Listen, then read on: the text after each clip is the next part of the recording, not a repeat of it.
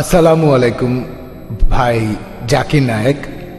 শিক্ষিত লোকেরা কেন কিয়ামতের দিনে বিশ্বাস করে না যে আল্লাহ একদিন আমাদের সবার বিচার করবেন, যে যারা আল্লাহকে মানে তারা বেহেশতে যাবে আর যারা আল্লাহকে মানে না তারা দোজখে যাবে? ভাই, আপনি প্রশ্ন করেছেন যে শিক্ষিত লোকেরা কিয়ামতের দিন বিশ্বাস করে না, শেষ বিচারের দিন আর পরকালের জীবনে বিশ্বাস করে না। তাহলে তাদেরকে যুক্তি আর বিজ্ঞান দিয়ে কিভাবে বোঝাবেন কিয়ামতের দিন, পরকালের জীবন ইত্যাদি? ভাই, একটা উপায়, আমি কথা আগেও বলেছি, সেটা হলো কোরআন শরীফের 80% সম্পূর্ণ সঠিকভাবে প্রমাণিত হয়েছে, বাকি 20%-এর কথা আমরা জানি না। আমার যুক্তি বলে এই 20%ও সঠিক হবে।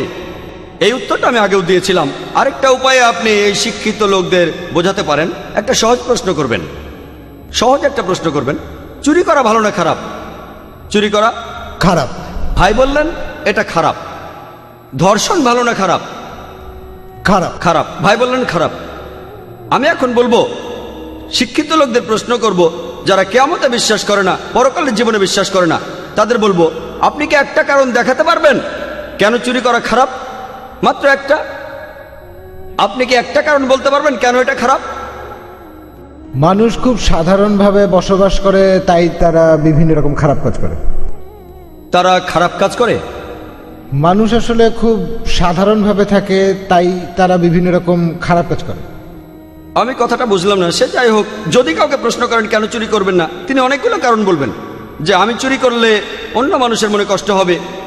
এখন আমি বললাম, ধরুন আমি একজন স্মাগলার, ধরুন আমি স্মাগলার, আমাকে প্রমাণ করে দেখান কেন চুরি করা খারাপ।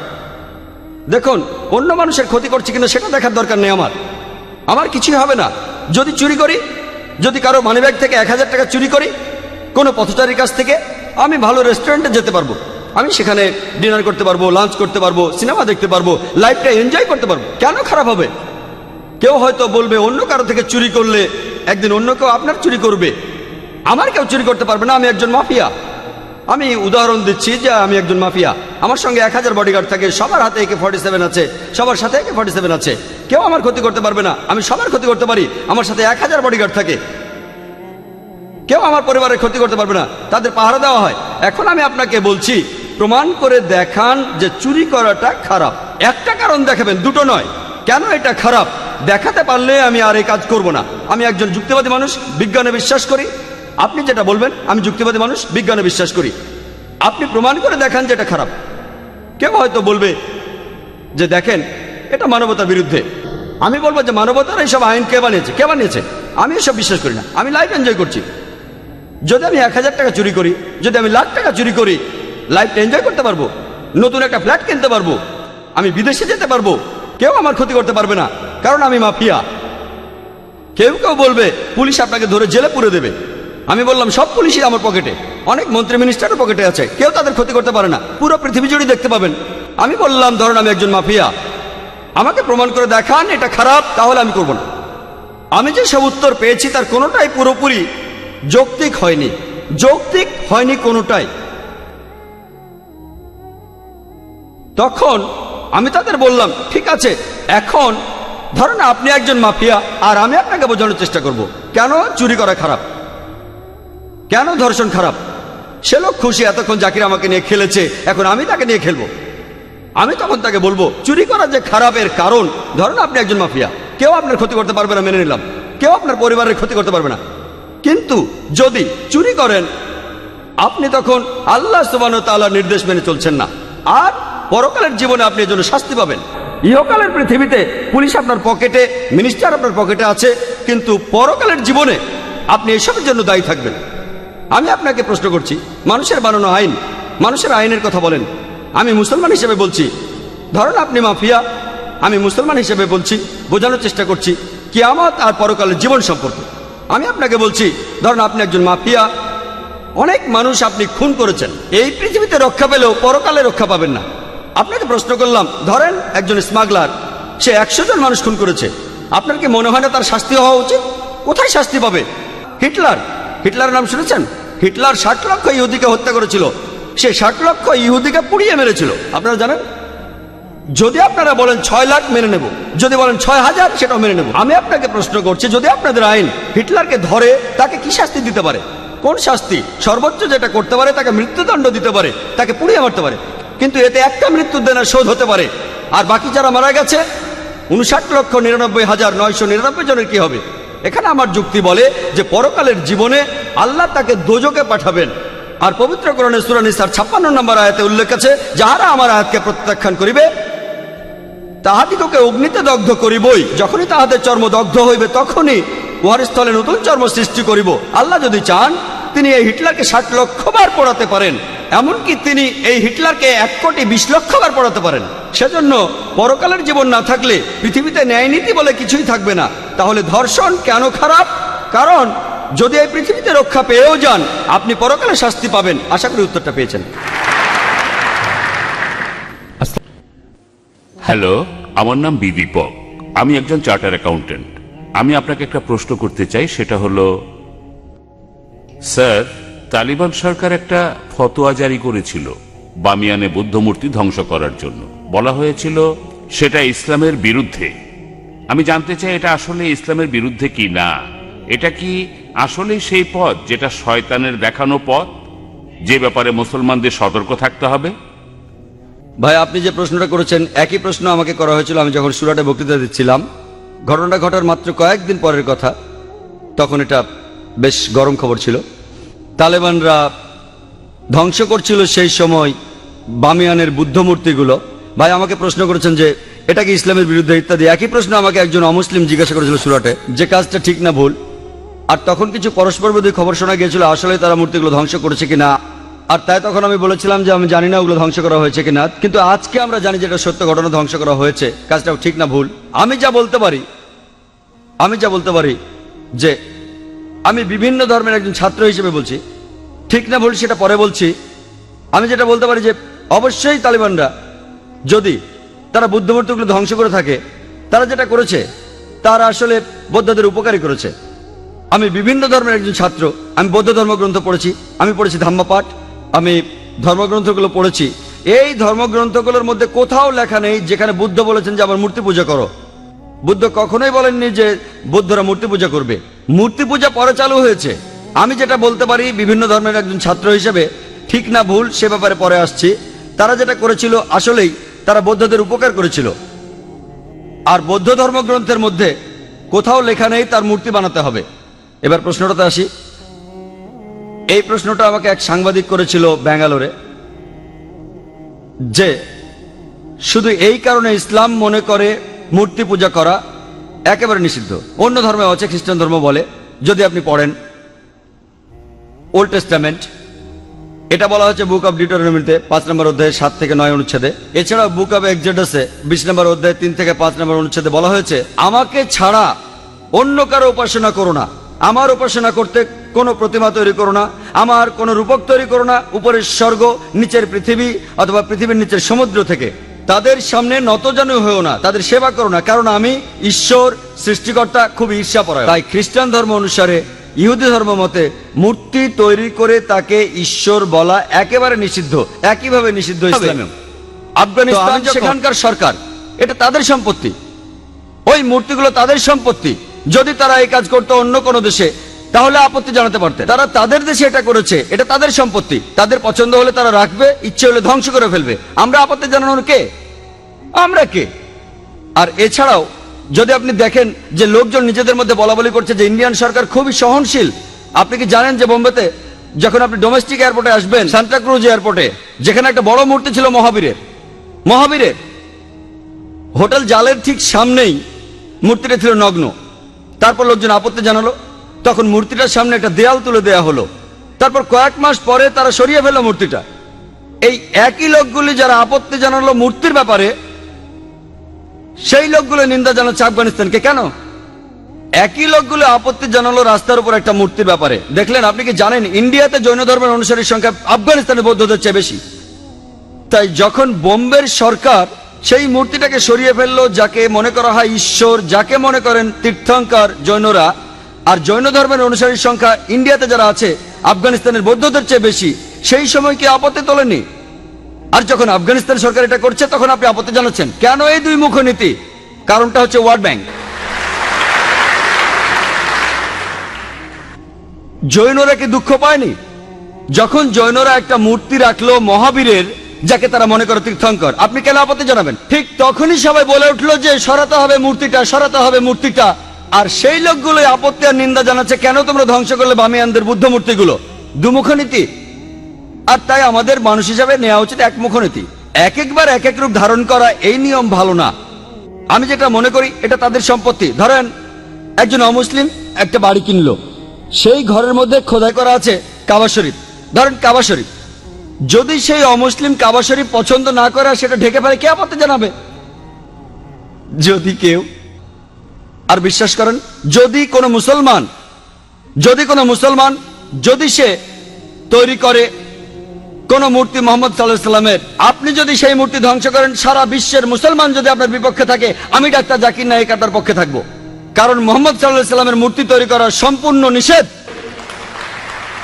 যদি কোনো মুসলমান পাগল মোহাম্মদ সাল্লাল্লাহু আলাইহি সাল্লামের মূর্তি তৈরি করে এবং তার পুজো করে, আর আপনি একজন অমুসলিম যিনি ইসলাম সম্পর্কে জানেন, আপনি যদি সেই মূর্তি ধ্বংস করেন, যদি সারা বিশ্বের মুসলমান আপনার বিপক্ষে থাকে, আমি ডাক্তার জাকির নায়েক আপনার পক্ষে থাকবো। আসসালামু আলাইকুম ব্রাদার। ব্যক্তিগতভাবে আমি এই প্রশ্নটা করতে চাই। বর্তমানে সামাজিক, রাজনৈতিক আর ধর্মতাত্ত্বিক প্রেক্ষাপটের সামনে আজকের পৃথিবীতে যা দেখছি, আমি খুব দ্বিধাদ্বন্দ্বে আছি যে কোন পক্ষে যাব। আমি এটাও বুঝছি না যে কোনটা ঠিক আর কোনটা ভুল। যাবতীয় কুসংস্কারকে বাদ দিয়ে এটা আজকে প্রমাণিত যে বিশ্বাসীদের কাজকর্ম দিয়েই কোনো ধর্মকে বিচার করা যায়। এই যুক্তিটা ধরে নিয়ে কিভাবে আমি মনস্থির করব, কিভাবে আমি আমার বিশ্বাসকে ঠিক রাখবো? বেশ কিছু ব্যাপারে মতামতের অমিল হচ্ছে আমার সাথে আমার সঙ্গী সাথীদের। ব্যক্তিগতভাবে আপনি কি সমর্থন করবেন সাদ্দাম হোসেনকে, পারস্যের মুজাহিদ যোদ্ধাদের, প্যালেস্টাইনে আত্মঘাতী যোদ্ধার মৃত্যুকে?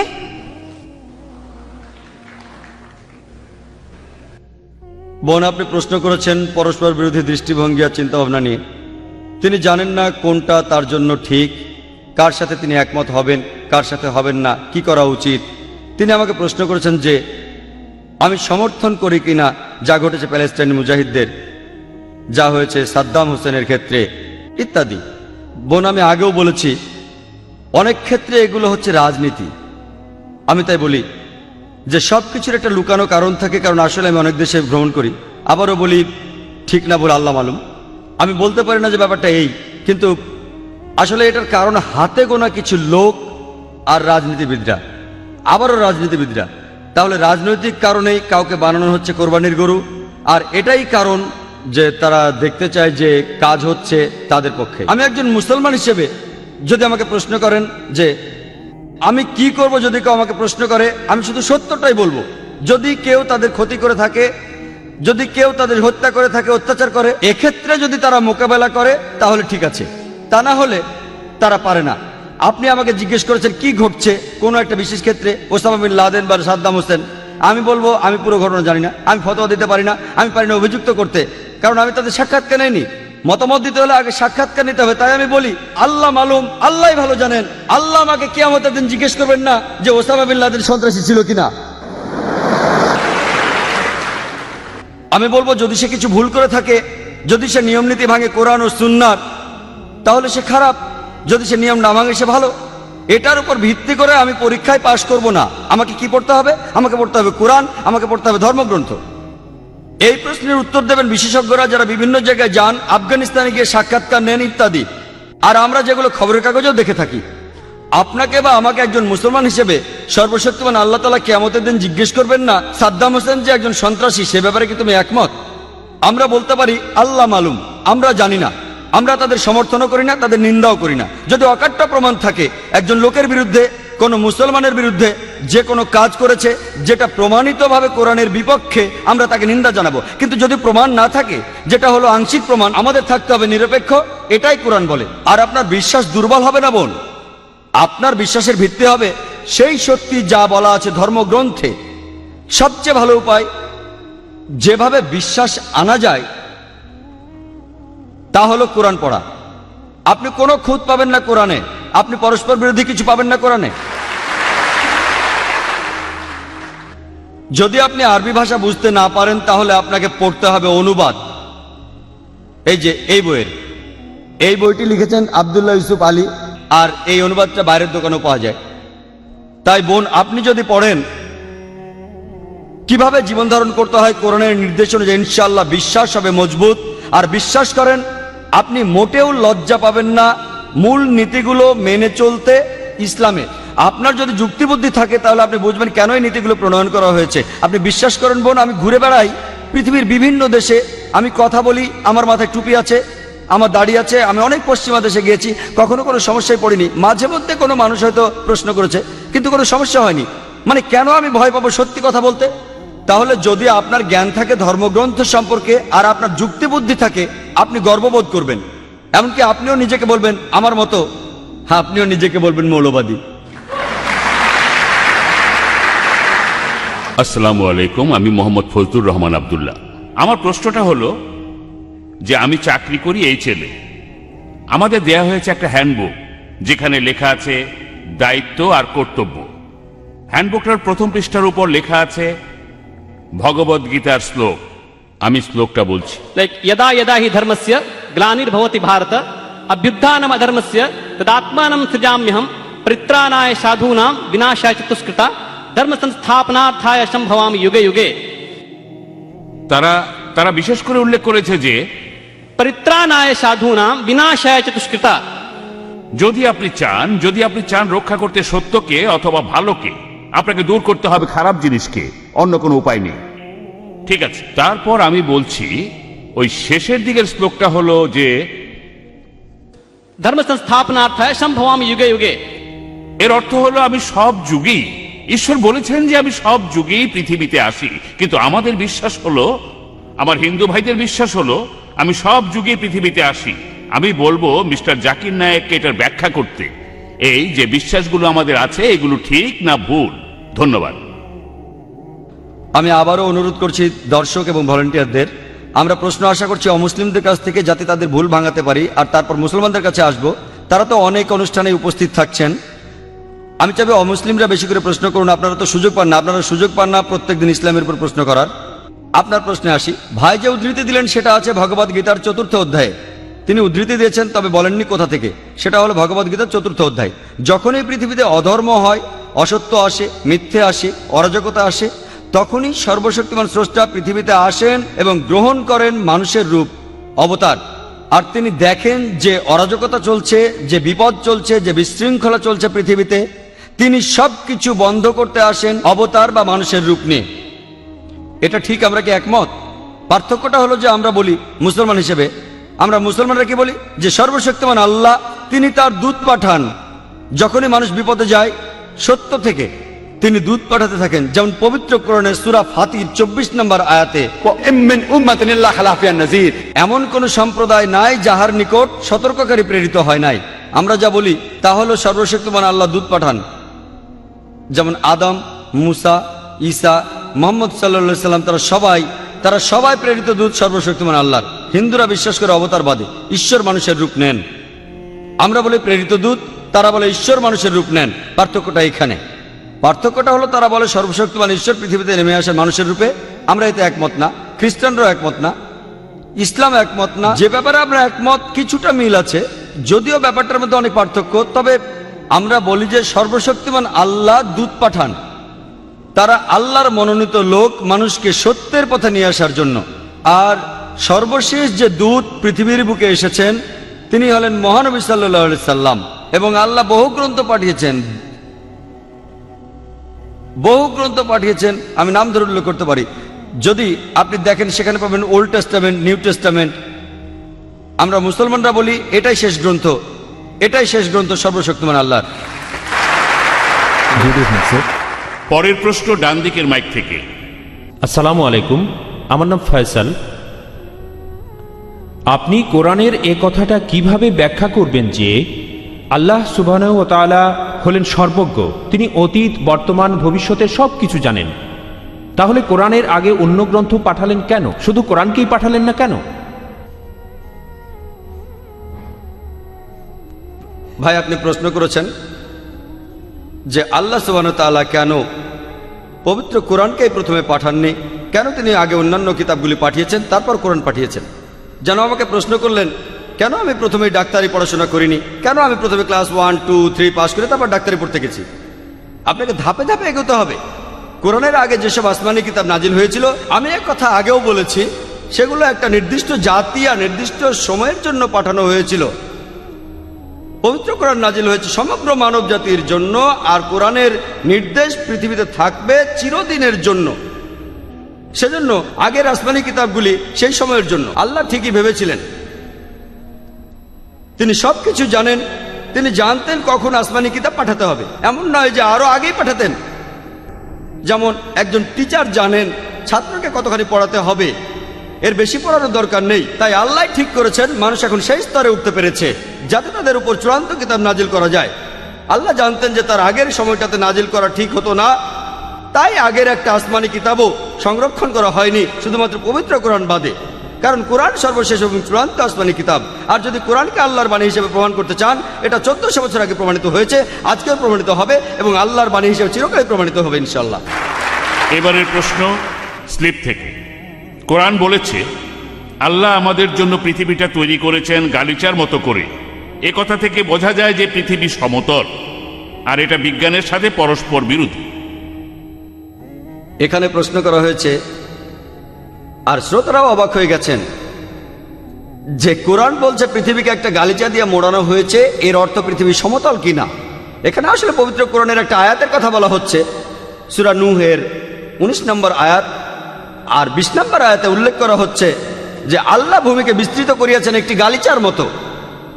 কিন্তু এর পরের আয়াতে উল্লেখ করা হয়েছে 20 নম্বর আয়াতে, যাহাতে তোমরা চলাফেরা এবং ভ্রমণ করতে পারো প্রশস্ত পথে। আমি আমার লেকচারে বলেছি, আজকের ভূতত্ত্ববিদরা বলেন আমরা পৃথিবীতে যে আবরণের উপর বাস করি সেটা 1 থেকে 10 মাইল পুরু। পৃথিবীর পুরো ব্যাসার্ধের 1%-এরও কম। পৃথিবীর ব্যাসার্ধ হলো 3750 মাইল। উপরের আবরণটা একটা শক্ত খোলস, ভেতরের স্তরগুলো অনেক গরম আর তরল। জীবজন্তুর পক্ষে সেখানে বেঁচে থাকা সম্ভব নয়।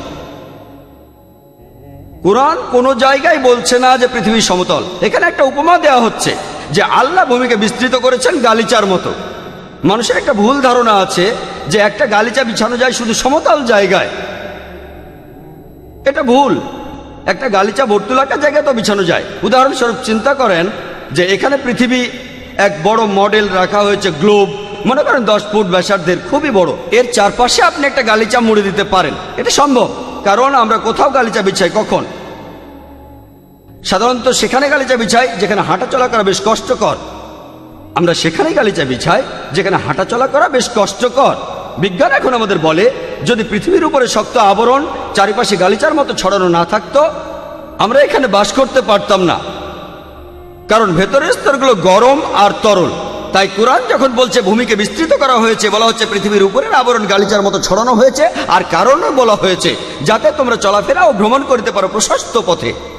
কোরআনে আরো এক জায়গায় বলা হয়েছে যে আল্লাহ ভূমিকে করেছেন বিস্তীর্ণ। পবিত্র কোরআনের সূরা নাবার 6 নম্বর আয়াতে উল্লেখ করা হয়েছে যে আল্লাহ ভূমিকে করেছেন বিস্তৃত। এখানে বলা হচ্ছে আল্লাহ পৃথিবীকে প্রশস্ত করে বানিয়েছেন। এর কারণ জানেন? এর উত্তর আছে সূরা আনকাবুতে 56 নম্বর আয়াতে। এখানে উল্লেখ করা হয়েছে, বলা হয়েছে আমি তোমাদের জন্য পৃথিবীকে প্রশস্ত করিয়াছি যাহাতে তোমরা শুধুমাত্র আমারই ইবাদত করো, যাতে করে আপনি বলতে না পারেন আমি যে পরিস্থিতিতে ছিলাম, হতে পারে বোম্বেতে এখানে পরিস্থিতি খারাপ ছিল, সেজন্য আমি সেখানে কোনো ভালো কাজ করতে পারিনি, খারাপ কাজ করেছি। আল্লাহ বলছেন পৃথিবী তোমাদের জন্য প্রশস্ত আর বিস্তৃত। অনেক জায়গা আছে খারাপ কাজের জন্য আপনি কোনো অজুহাত দেখাতে পারবেন না, পরিস্থিতির দোহাই দিতে পারবেন না। সেজন্য শুধু আল্লাহ সুবহানাহু ওয়া তাআলার ইবাদত করুন। পবিত্র কোরআনে এমন কোনো আয়াত নেই যেটা বলছে পৃথিবী সমতল। আসলে আমি আমার লেকচারেও বলেছি, পবিত্র কোরআনে সূরা লুকমানের 29 নম্বর আয়াতে আছে, আর সূরা জুমারের 5 নম্বর আয়াতে বলা হয়েছে পৃথিবী আসলে বর্তুলাকার। আর বিশেষ করে সূরা নাজিয়াতের 30 নম্বর আয়াতে বলা হয়েছে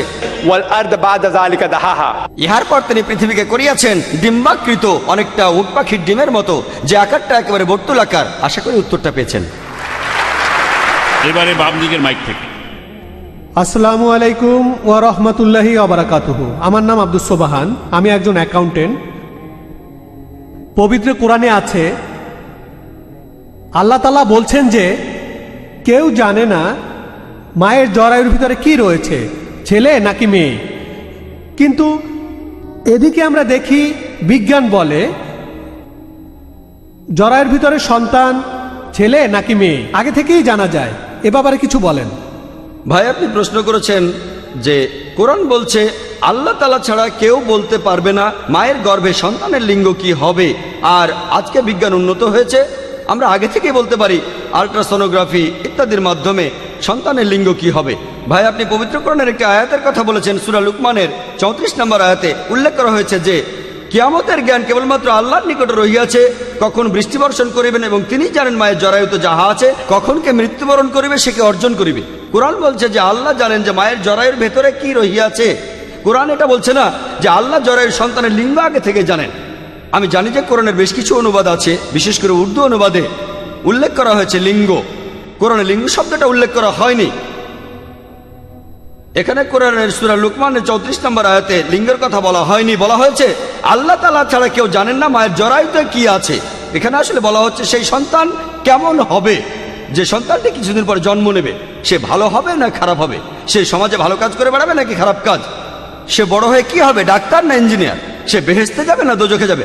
আর কোনো বিজ্ঞানী সর্বাধুনিক প্রযুক্তি ব্যবহার করেও সেটা বলতে পারবে না। কোরআনেও বলা হয়নি যে আল্লাহ সন্তানের লিঙ্গ জানেন, বলা হয়েছে যে আল্লাহ জানেন যে এই সন্তানের প্রকৃতি কেমন হবে আর সে কি করবে, আর সর্বাধুনিক প্রযুক্তি ব্যবহার করেও কোনো বিজ্ঞানী এসব বলতে পারবে না। এবারের প্রশ্নটাও স্লিপে। প্রশ্ন করছেন অ্যাডভোকেট আব্বাসী টাকার নিয়াজি। পৃথিবীতে এখন এইডস ছড়িয়ে পড়েছে, আমরা এই রোগের চিকিৎসা জানি না। কোরআন কি এই রোগের প্রতিকার আর প্রতিরোধ সম্পর্কে কিছু বলেছে? যে প্রশ্নটা করা হয়েছে, এইডস এখন আমাদের জন্য একটা হুমকি, অ্যাকোয়ার্ড ইমিউন ডেফিসিয়েন্সি সিনড্রোম।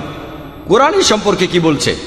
আপনি হয়তো জানেন যে প্রথম ইন্টারন্যাশনাল এইডস কনফারেন্স যেটা অনুষ্ঠিত হয়েছিল আমাদের বোম্বে শহরেই 1994 সালে হোটেল অপেরা টাওয়ারে, এইডসের প্রথম ইন্টারন্যাশনাল কনফারেন্স, আর ডক্টর মাইকেল মার্সন তিনি সেই অনুষ্ঠানে ছিলেন, হুয়ের প্রতিনিধি, ওয়ার্ল্ড হেলথ অর্গানাইজেশন। সেই সময় তিনি বলেছিলেন এই পৃথিবীতে প্রায় 1,10,00,000 মানুষ এইডসে আক্রান্ত, তার মধ্যে প্রায় 1.6% ইন্ডিয়াতে। এই শতাব্দীর শেষে পৃথিবীতে প্রায় 400 কোটি এইডসে আক্রান্ত হবে, তার 1,10,00,000 থাকবে ইন্ডিয়ায়, 25%-এরও বেশি রোগী হবে ইন্ডিয়ায়। তিনি আরো বলেছেন যে 5 বছরের মধ্যে, আগামী 5 বছরে এই রোগের কোনো ঔষধ বের হবে না। কেউ এখনো এই রোগের কোনো ওষুধ বের করতে পারেনি। প্রতিরোধী সেরা উপায়, প্রতিকার নয় প্রতিরোধ। আর এইডস হওয়ার কারণগুলো তিনি বলেছিলেন, একটা হলো সমকামিতা, অন্যটা হলো যৌনাচার, অনিরাপদ যৌনাচার অর্থাৎ ব্যভিচার, তৃতীয়টা হলো সুই ব্যবহার করা, ড্রাগস বা অন্য কারো রক্ত নেওয়ার জন্য, আর চতুর্থ কারণ হলো অ্যালকোহলে আসক্তি। যদি ভালো করে দেখেন কোরআনে সবগুলো ব্যাপারে কথা বলেছে। পবিত্র কোরআনে সূরা আরাফের 80 নম্বর আয়াত ও 81 নম্বর আয়াতে আছে যে আমি লুতকে পাঠাইয়াছিলাম, নবী লুত আলাইহিস সালাম, সে তাহার সম্প্রদায়কে বলিয়াছিল তোমরা এমন কুকর্ম করিতেছ যাহা তোমাদের পূর্বে কেহ করে নাই, তোমরা কামতৃপ্তির জন্য নারী ছাড়িয়া পুরুষের নিকট গমন করো, তোমরা নিশ্চয়ই সীমা লঙ্ঘনকারীদের সম্প্রদায়। লূত আলাইহিস সালাম বলেছেন যে তাহার সম্প্রদায়ের লোকেরা সবাই সমকামী ছিল। হয়তো সদম আর গোমরা শহরের গল্পটা আপনারা জানেন, কিভাবে আল্লাহ সুবহানাহু ওয়া তাআলা তাদের উপর ভীষণ বৃষ্টি বর্ষণ করেছিলেন। সমকামিতাকে পবিত্র কোরআন নিষিদ্ধ ঘোষণা করেছে, কিন্তু এখন আমরা দেখি সমকামীরা বিয়েও করতে পারে। খবরটা জানেন? আমি যখন কানাডায় ছিলাম, খবরের কাগজের প্রথম পাতায় দেখেছি এক পুরুষ আর এক পুরুষকে চুমু দিচ্ছে, স্বামী স্ত্রী, লিগালাইজড গে, সমকামিতা বৈধ। সমকামীরা অধিকারের জন্য মিছিল করে, সমকামীদের অধিকার। সান ফ্রান্সিসকোতেও এই ঘটনা দেখেছি। একটা কারণ হলো সমকামিতা, আরেকটা হলো ব্যভিচার। পবিত্র কোরআনে সূরা ইসরার 32 নম্বর আয়াতে উল্লেখ করা আছে, বলা হয়েছে যে তোমরা জিনার নিকটবর্তী হইও না, ইহা শয়তানি এবং শয়তানের অন্য পথগুলো খুলিয়া দেয়। ব্যভিচারের নিকটবর্তী হইও না। আর আপনারা জানেন আমেরিকাতে একজন মানুষ গড়ে 8 জন মানুষের সাথে যৌন সম্পর্ক করার পর সে একজনের সাথে স্থায়ীভাবে বসবাস শুরু করে। এখানে গড়ে 8 জন, কারো হয়তো 20, কারো 30, কারো 1 জন বা 2 জন, গড়ে 8 জনের সাথে যৌন সম্পর্কের পর একজনের সাথে স্থায়ীভাবে থাকা শুরু করে। আপনারা জানেন এটা সেখানে একদম বৈধ। কোরআন সব সময় ব্যভিচারের বিরুদ্ধে, পুরোপুরি ব্যভিচারের বিরুদ্ধে। আর এইডসের অনেকগুলো কারণের একটা হলো পতিতাবৃত্তি। এদেরকে ডাক্তাররা কি বলে জানেন? CSW। এর অর্থ কি জানেন? Commercial sex workers. আমরা এদের সুন্দর নাম দিয়েছি। আর ডক্টর গিল্ডার মত অনুযায়ী সেই কনফারেন্সে যে বোম্বে শহরে 50% কমার্শিয়াল সেক্স ওয়ার্কার এইডসে আক্রান্ত, এই শতাব্দীর শেষে 90% হবে। ইসলাম ধর্মে পতিতাবৃত্তির কোনো স্থান নেই। আর পতিতালয়ে যারা যায় তাদের বেশিরভাগই, রিপোর্ট বলছে, তাদের বয়স 15 থেকে 24-এর মধ্যে, সবাই তরুণ। আমাদের প্রিয় নবী হযরত মুহাম্মদ সাল্লাল্লাহু আলাইহি সাল্লাম বলেছেন, সহিহ বুখারীতে আছে 7 নম্বর খণ্ড 3 নম্বর অধ্যায় 4 নম্বর হাদিস, তিনি বলেছেন, হে যুবক যুবতীরা, তোমাদের যাহাদের বিবাহ করিবার সামর্থ্য আছে বিবাহ করো, কারণ তাহাতে তোমাদের দৃষ্টিনত হইবে। ইসলাম অনুযায়ী তাড়াতাড়ি বিয়ে করাই ভালো। এতে করে ব্যভিচার বন্ধ হবে, যথেচ্ছ যৌনাচার বন্ধ হবে, এতে করে সমকামিতাও বন্ধ হবে। সেজন্য আমাদের নবী বলেছেন, বিবাহ তোমাদের অর্ধেক দিন পূরণ করবে। একেবারে শেষের কারণটাতে আসি, নেশা জাতীয় দ্রব্যের আসক্তি। এছাড়াও অ্যালকোহলিজম। বেশিরভাগ যারা পতিতালয়ে যায় 90% তারা মদ পান করে। অ্যালকোহলিক পবিত্র কোরআনে উল্লেখ করা আছে, সূরা মাইদার 90 নম্বর আয়াতে বলা হয়েছে, ইয়া আইয়ুহাল্লাযীনা আমানু হে মুমিনগণ, ইন্নামাল খামরু ওয়াল মাইসিরু নিশ্চয়ই মদ এবং জুয়া ঘৃণ্য বস্তু, ওয়াল আনসাবু ওয়াল আসনামু মূর্তি পূজার বেদী এবং ভাগ্য নির্ণায়ক স্বর, রিজসুম মিন আমালি শাইতান, এইসব শয়তানের কার্য, উহা বর্জন করো যাহাতে সফল কাম হইতে পারো। আজকে মেডিকেল ডাক্তাররা তারা বলেন, কাউকে মাতাল বলবেন না, অ্যালকোহলিজম অসুখ, তাদেরকে রোগী মনে করুন। মেডিসিনের বইগুলোতে একটা শব্দ এসেছে, অ্যালকোহলিজম। অ্যালকোহলিজম একটা রোগ, মানুষের বিভিন্ন রোগ, আর টিউবারকুলোসিস অথবা ক্যান্সার। অ্যালকোহলিককে দোষ দেবেন না, এরা রোগী, এটা একটা অসুখ। আমি তাদের বলি, অ্যালকোহলিজম যদি অসুখ হয়, এটা একমাত্র অসুখ যেটা বোতলে বিক্রি হয়। এটা একমাত্র অসুখ যার বিজ্ঞাপন দেয়া হয়, খবরের কাগজে, ম্যাগাজিনে দেয়া হয়, রেডিওতে দেয়া হয়, এমনকি টেলিভিশনেও দেখানো হয়। আমাদের সরকার আইন করেছে যে অ্যালকোহল জাতীয় কোনো পণ্যের কোনো রকম বিজ্ঞাপন দেয়া যাবে না। তারা এখন কি করে জানেন? Back piper soda. কে এই সোডা খাবে? আসল কথা মানুষ জানে এই ব্যাক পাইপার সোডা হলো হুইস্কি, তারপরও ব্যাক পাইপার সোডা। আরেকটা বিজ্ঞাপন, লন্ডন পিরেস বা অন্য কোনো অ্যালকোহল কোম্পানি, গ্লাস গ্লাস, এটা গ্লাসের অ্যাড। যে কোনো সুস্থ মানুষই বুঝবে এটা আসলে অ্যালকোহলের বিজ্ঞাপন। এরা আসলে সরকারকে নিয়ে খেলছে। এই অ্যাডগুলো নিষিদ্ধ না, টেলিভিশনেও দেখবেন। অ্যালকোহলিজম অসুখ হয়ে থাকলে এটাই একমাত্র অসুখ যেটা থেকে সরকারের বেশ কিছু আয় হয়। এটাই একমাত্র অসুখ যেটা বৈধ দোকানে বিক্রি হয়। এটা একমাত্র অসুখ যেটা কোনো জীবাণুর কারণে হয় না। এই অসুখের কারণে দুর্ঘটনা ঘটে মানুষ মারা যায়। এই অসুখের কারণে পরিবার ধ্বংস হয়ে যায়। কোরআন বলছে এটা কোনো অসুখ নয়, বরং বলছে রিজসুম মিন আমালি শাইতান, ইহা শয়তানের কার্য, ফাজতানিবু লাকুম তুফলিহুন, উহা বর্জন করো যাহাতে সফল কাম হইতে পারো। উপস্থিত ভাই বোনদের সবাইকে সালাম জানাচ্ছি। আমি জানতে চাচ্ছিলাম, অঙ্গ প্রত্যঙ্গ সংযোজন বা দান করার ব্যাপারে ইসলামের কোনো বিধিনিষেধ আছে কিনা? বোন একটা প্রশ্ন করেছেন, অঙ্গ প্রত্যঙ্গ সংযোজন বা দান করা ইসলামে এটার অনুমতি আছে কি না। পবিত্র কোরআনে এমন কোনো আয়াত নেই যেটা সরাসরি বলেছে অঙ্গ প্রত্যঙ্গ দান করা যাবে বা যাবে না। এ ব্যাপারে কিছুই বলা হয়নি। অনেক কনফারেন্স হয়েছে, পৃথিবীর অনেক জায়গায় এ নিয়ে কনফারেন্স হয়েছে, যেমন হয়েছে মালয়েশিয়ায়, জেদ্দায়, রিয়াদে, আর এখানেও। বিষয়টা হলো অঙ্গ প্রত্যঙ্গ সংযোজনের অনুমতি আছে কি নেই। পৃথিবীর অনেক ওলামাগণ এই সিদ্ধান্তে এসেছেন। তারা বলেন অঙ্গ প্রত্যঙ্গ সংযোজনের অনুমতি আছে যদি 3টি শর্ত পূরণ করেন। প্রথমটা হলো, যে মানুষকে অঙ্গটা দান করা হবে তার শরীরে অঙ্গটা সংযোজন করা হলে তার জীবন বেঁচে যাবে। যদি তার জীবন ঝুঁকির মধ্যে থাকে আর তার কোনো অঙ্গের প্রয়োজন হয়, সেক্ষেত্রে অনুমতি আছে। 2 নম্বর পয়েন্ট, যে ব্যক্তি অঙ্গ দান করে সে আর্থিক কারণে এই কাজটি করবে না, টাকার জন্য নয়, 1 লাখ টাকা বা 2 লাখ টাকার জন্য নয়। 3 নম্বর, যে ব্যক্তি অঙ্গ দান করছে এ কারণে যেন সে মারা না যায়। আধুনিক বিজ্ঞান বলে শরীরের কিছু অঙ্গ প্রত্যঙ্গ যেমন কিডনি, মানুষের কিডনি একটা থাকলেই বাঁচতে পারে, স্বাভাবিকভাবে বাঁচে, দ্বিতীয় কিডনিটা বাড়তি।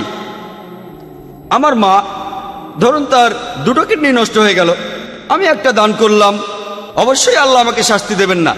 তবে একটা কথা, এতে যেন আমার জীবন বিপন্ন না হয়, এ কথা বলবো না যে আমি হৃৎপিণ্ড দান করব, কারণ হৃৎপিণ্ড দান করলে আমি মরে যাব, তাই হৃৎপিণ্ড দান করতে পারবো না। শুধু সেই অঙ্গগুলোই আমি দান করতে পারবো যাতে করে আমার জীবন ঝুঁকিতে না পড়ে। আর এই অঙ্গদান আর্থিক কারণে করব না, 2 নম্বর। 3 নম্বর, এতে অন্য মানুষের জীবন বাঁচবে। এই সিদ্ধান্ত দিয়েছেন বিভিন্ন ওলামাগণ। যেসব কনফারেন্স হয়েছে মালয়েশিয়া, রিয়াদ, জেদ্দা আর ইন্ডিয়ায়, ইন্ডিয়ার ওলামাগণ কিছুটা নিষ্ক্রিয়। তবে এখন যদি প্রশ্ন করেন ফিকা একাডেমিকে, তারা বলবে এটা করা উচিত না, কিন্তু কারো জীবন বাঁচাতে হলে শেষ উপায় হিসেবে আপনি আপনার শরীরের অঙ্গ দান করতে পারেন। আশা করি উত্তরটা পেয়েছেন।